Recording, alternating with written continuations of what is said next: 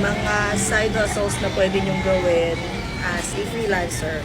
And this is just some of the things na pwede nyong gawin. Marami pang iba kayong pwedeng explore. Gusto ko lang i-share sa inyo mga pwede nyong gawin na ginagawa ko.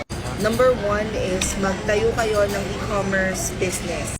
Take a look around you. Ano yung madalas nyo na ginagamit na medyo nahihirapan kayong i-source? Pero alam mo yung naniniwala ka talaga dun sa product. Like you've been using it for years.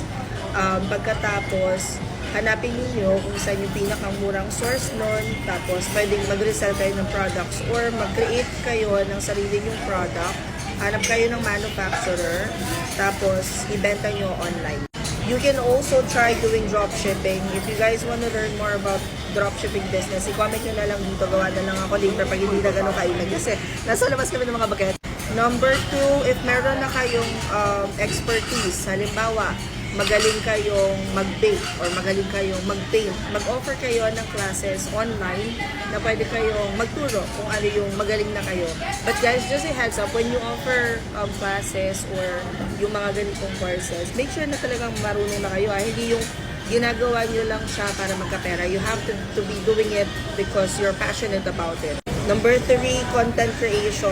Ito medyo matagal-tagal to bago kayo kumita. However, if you find it enjoyable na mag-create ng mga videos dito sa TikTok or gusto nyo magawa ng daily vlog, I would highly recommend 2 platforms. So, Meta and YouTube. Commercial break. Ang sarap ng pagkain ng mga bata.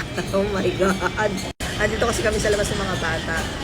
So, asa na nga tayo? Number 3, content creation. Tama ba?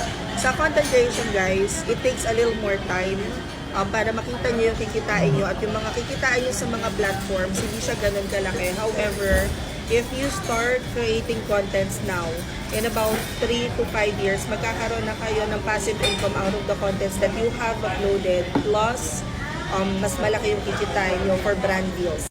Number 4, mag-create kayo ng process na mag-generate kayo ng mga clients. But hindi all the time yung skill set ninyo ang kailangan nila sa business. So you might wanna do yung referrals. And ito yung isa sa mga hindi common na nakakakuha ako.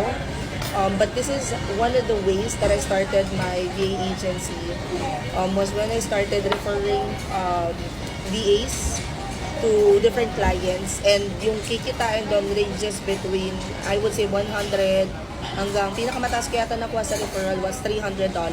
And syempre, last but definitely not the least, kung freelancer ka na at mag-upskill ka, mag-offer ka ng ibang skill sets, then makakapag-offer ka ng ibang services na pwede mo nang i-outsource.